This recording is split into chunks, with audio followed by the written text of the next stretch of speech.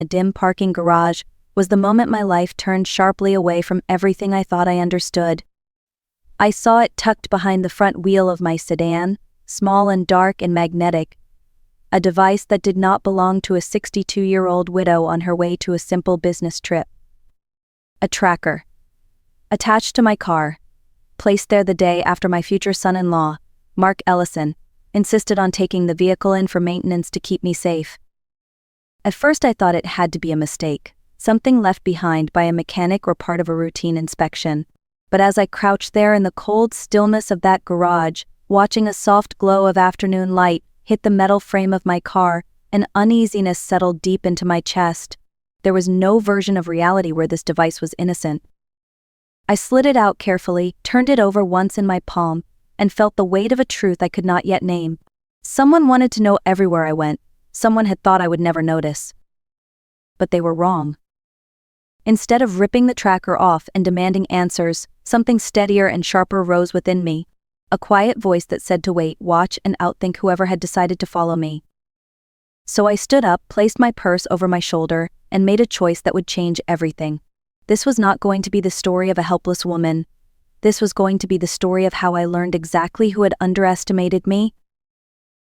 Before any of this happened, most people would have described me as ordinary. My name is Linda Hartley, 62 years old, a widow who spent more than 3 decades teaching American history at a public high school in Seattle. I graded papers at the kitchen table, packed lunches, and reminded teenagers that deadlines were not suggestions. It was a steady life, a quiet life, and I was proud of it.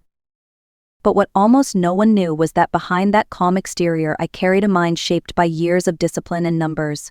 My late husband, Thomas, used to joke that while he built our world one brick at a time, I kept it standing by understanding every dollar that moved through our hands. He loved big ideas. I loved balance sheets. Together we made a team that worked. When Thomas passed away 2 years ago, the silence in the house was so heavy it felt like another piece of furniture. I found myself drifting through days, doing the things I had always done, yet never feeling fully awake. Grief shifts the way you see everything. It makes you grateful for any sign of care, any voice that seems steady when your own feels unmoored. Maybe that was why I allowed people to assume I was softer than I really was. A woman who lost her husband and might need help managing the things he used to take care of. A woman who might not question a kind gesture or a gentle suggestion. They saw vulnerability. What they did not see was the resilience that had been quietly built over 60 years of living, learning, saving, and surviving. That unseen strength was the very thing that would keep me standing when everything else began to fall apart. Mark Ellison entered our lives the way a well-rehearsed actor steps onto a stage. Smooth, confident, and aware of every angle that made him look dependable. He was 36, tall, clean-cut, and worked in financial planning, a field that sounded impressive enough to calm any doubts a mother might have. My daughter, Brooke, met him at a charity event in downtown Seattle, and from the moment she brought him home, it was clear she had fallen quickly and deeply. Brooke had always been the kind of young woman who led with her heart. After losing her father, she searched hard for stability and warmth, something that felt safe enough to lean on. Mark gave her that illusion. He pulled out chairs, carried groceries, asked thoughtful questions, and showed up with fresh flowers for no reason at all. He was the sort of man who made people feel seen, and that is a powerful skill when used with sincerity or deception. I wanted to be happy for her. For a while I was. Our Sunday dinners felt fuller, lighter. Mark listened when I spoke about Thomas, and he never tried to rush my grief. He even offered to help me sort through old paperwork, claiming he wanted to make things easier for me. At the time, it felt like kindness. Later, I would realize it was reconnaissance. There were signs, small ones, that I pushed aside. The way he casually steered conversations toward finances. The way he asked about my retirement accounts as if it were ordinary dinner talk. The way he seemed unusually interested in where I kept important documents. But hope can be a strong force. I wanted to believe Brooke had finally found a partner who valued her. I wanted to believe Mark was exactly who he appeared to be. I was wrong, terribly wrong. The tracker lay in my hand, like a question I did not yet know how to answer. It was small, smooth, and designed to blend into the shadows beneath a car. Someone had placed it there with intention. someone who expected me to go about my day without ever noticing. As I stood alone in the parking garage, the air cool and echoing around me, a strange calm settled over my thoughts. Years of teaching had trained me to observe patterns, to listen for what was not being said, and this device was speaking volumes. I remembered the moment Mark had offered to take my car to the shop. The gentle insistence, the reassuring smile, the way he had returned the keys with a checklist that seemed a little too detailed for a routine oil change. At the time, I had brushed it off as his way of being helpful. Now those memories rearranged themselves into something far more unsettling. Why would Mark, of all people, want to track me? I told myself there had to be a logical explanation. Perhaps he worried about my safety on long drives. Perhaps he misunderstood boundaries. Perhaps this had nothing to do with him at all. But even as I reached for possible excuses, my instincts whispered otherwise. This was not normal. This was not innocent. I slipped the tracker into my purse, keeping my expression neutral as I walked to my car. It was important not to react too quickly. A wrong move could reveal that I knew more than I was supposed to. Driving out of the garage, my hands trembled only slightly on the wheel. Suspicion had found its way into my life, quiet but undeniable. And I knew I could not ignore it. Once I understood the tracker was no accident, a different part of me awakened. It was the same steady resolve I used to rely on during chaos-filled school days, when 30 restless teenagers tried to test the limits of my patience. I had learned long ago that reacting out of fear rarely led anywhere good. What mattered was thinking clearly, moving deliberately, and never letting the other side know what you truly understood. So instead of confronting Mark or calling Brooke, I drove to a quiet corner of a truck stop just outside Seattle. The tracker rested in my purse, humming with possibilities I had never imagined would touch my life. Semi-trucks lined the lot, idling as drivers stretched their legs and prepared for long hauls across state lines. I found one with Alberta plates heading north, the perfect escape route for whoever believed I could be monitored without question. I crouched down, attached the tracker to the underside of the trailer, and stepped back with a breath I had not realized I was holding. Let whoever planted it think I was on my way to Canada. The moment the truck pulled onto the highway, carrying my supposed location across the border, I felt something shift inside me. I was no longer the woman being watched. I was the woman watching back. On the drive home, the pieces began forming a pattern that was difficult to ignore. Mark asking about my investments, Mark learning my schedule, Mark pushing Brooke to move in with me. None of it had seemed dangerous before. Now it glowed with meaning I could no longer dismiss. Someone had started a game with me. They had no idea I was prepared to play. The next morning began like any other.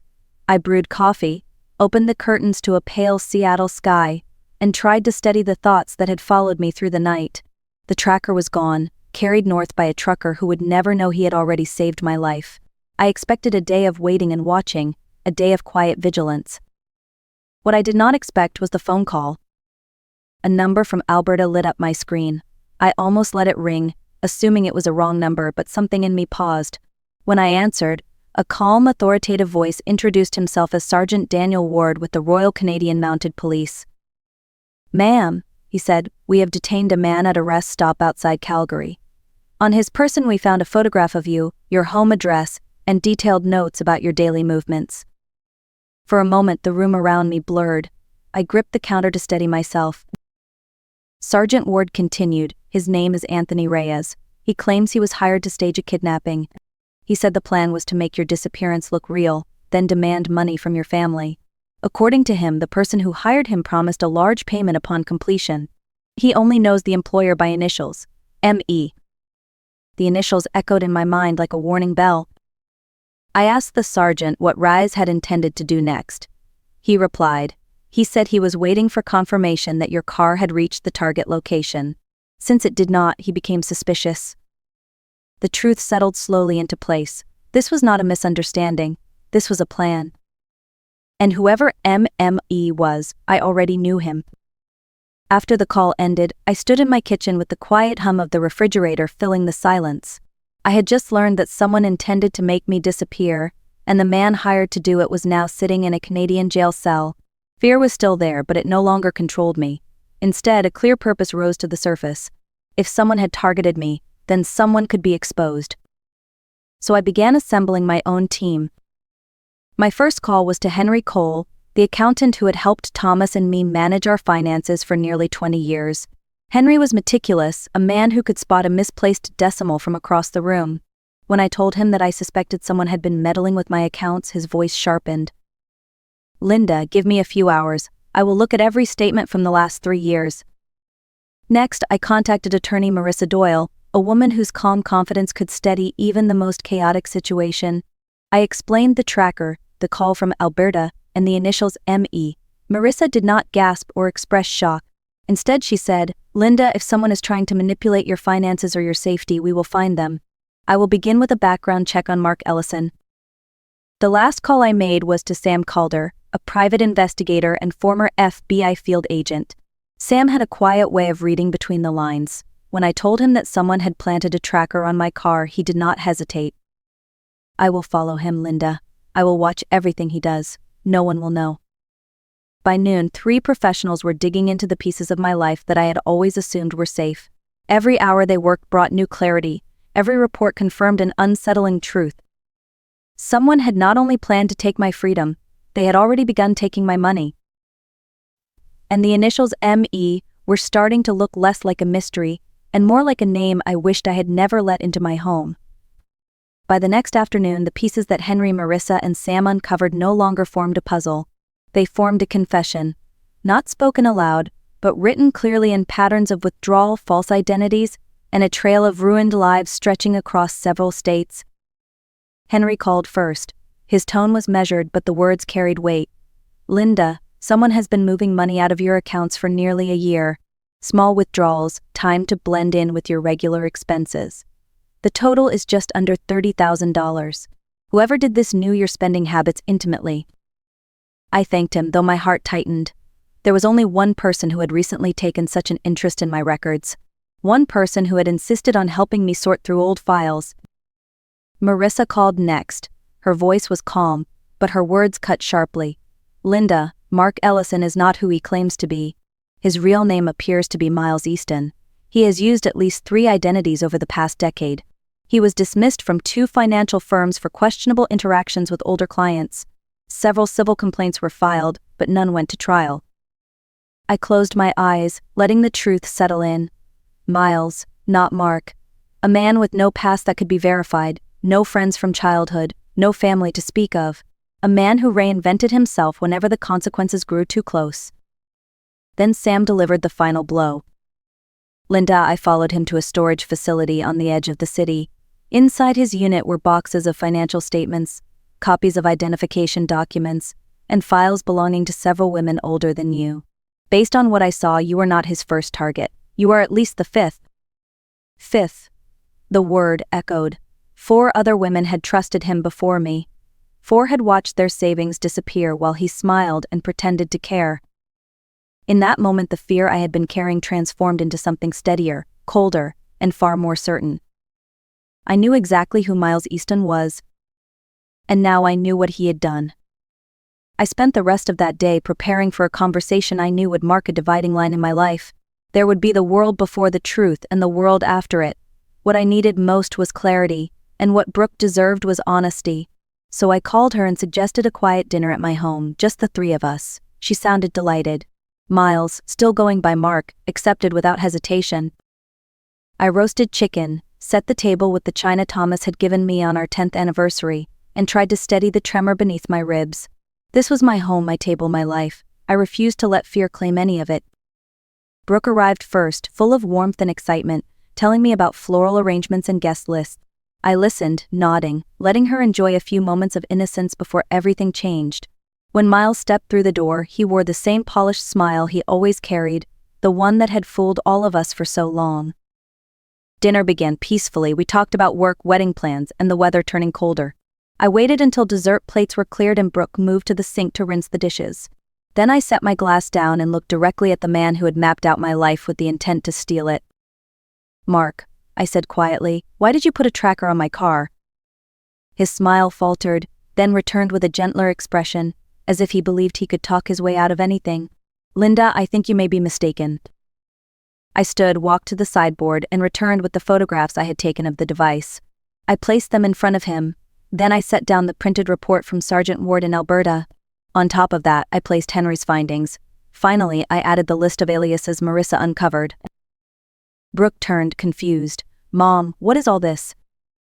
I met her eyes. "Sweetheart, the man you know as Mark is not who he says he is." The room fell silent. For a moment no one moved. Then the veneer cracked. Miles Easton, the man who believed he could outsmart everyone, showed his fear. The weeks that followed felt unreal, as if my life had been tilted onto a new axis. After Miles fled my dining room and was tackled by officers waiting outside, everything moved quickly. Statements were taken. Evidence was catalogued. Brooke stayed with me for several nights, drifting between anger, shame, and disbelief. And soon enough, the case went to trial. On a cold January morning, I walked into the courthouse wearing a navy suit that made me feel steady, anchored. Brooke held my hand as if drawing strength from the simple act of standing beside me. At the defendant's table, Miles sat hunched, no longer polished or charming. He looked smaller than I remembered, swallowed by a suit provided by the county. The prosecution presented the case with precision. They laid out the financial records, the tracker, the testimony from Sergeant Ward, the surveillance from Sam, and statements from previous victims who had once trusted Miles as completely as Brooke had. Every fact painted him not as a misguided man, but as a practiced predator. Then came the defense. Miles took the stand, shifting from contrition to accusation with unsettling ease. He claimed that I, of all people, had partnered with him. He insisted that I had discovered his schemes months earlier and agreed to remain silent in exchange for a share of the profits. He said that I had turned on him only when the Canadian arrest threatened to unravel our supposed partnership. Listening to him was like listening to someone describe a dream I had never had. His lies were layered, rehearsed, intricate in all the wrong ways. For a moment I felt a flicker of old fear. What if the jury believed him? But the prosecution understood something vital. A liar, when desperate, reveals far more than he intends. During cross-examination, every detail of his invented story began to collapse under the weight of simple questions. Questions only an innocent person could answer honestly. By the time he stepped down, the jury had seen exactly who Miles Easton truly was. And none of it resembled the man he pretended to be. When the verdict was finally read guilty on all counts, the courtroom seemed to exhale all at once. Miles Easton sat motionless, as if the weight of the sentence had pinned him to his chair. 26 years in federal prison. Restitution to every victim he had deceived. No opportunities left to reinvent himself or hide behind another borrowed name. For the first time in months, I felt my shoulders lower, not in victory but in release. Brooke and I walked out of the courthouse into a sky washed clean by winter rain. She slipped her arm through mine and said quietly, "Mom, we are going to be all right." It was not an apology. It was a promise. In the weeks that followed, we both worked to rebuild a sense of normalcy, yet something in me had shifted permanently. I could not forget the women whose lives had been stripped bare by Miles long before he reached mine. Their stories lingered with me, the fear in their voices, the uncertainty about how they would start over. I realized then that simply surviving was not enough. I needed to do something that mattered. So I founded the Hartley Foundation for Senior Financial Safety, a small but determined organization focused on teaching older adults how to protect themselves from financial predators. We hosted workshops, partnered with community centers, and built a hotline for those facing suspicious situations. Brooke took on the role of program director, her empathy turning into strength as she helped others navigate dangers she once knew too closely. Each month I met people who reminded me why this work mattered, people who had trusted the wrong person, people who believed they had to face their fears alone. I wanted them to know they never had to. Looking back now, it still amazes me how quickly an ordinary life can be thrown off its familiar path. One quiet afternoon, one fallen purse, one small device hidden beneath a car. Sometimes danger arrives softly, without warning, disguised as routine. And sometimes the person behind it is someone you once welcomed into your home with an open heart. But here's what I learned. Fear does not define us, what we choose to do next does. I learned that staying silent rarely protects us. Asking questions, even uncomfortable ones, can save our lives. I learned that age does not make us fragile. It makes us perceptive. It gives us the instincts that younger versions of ourselves never had the patience to listen to. And I learned that even the most carefully crafted mask can crack under the weight of the truth. If there is something I hope you carry with you from my story, it is this: trust your instincts. Notice the small things, And never believe that being underestimated is a weakness. Sometimes it is the greatest advantage you have. Today my life is quieter again, but not smaller. I work with people who remind me daily that resilience is not a dramatic moment. It is a steady choice, made again and again, to stand up even when the ground has shifted beneath you. Thank you for listening and for spending this time with me. If this story resonated with you, I hope you will like, share, and leave a comment below. Your voice might be the reminder someone else needs to hear today.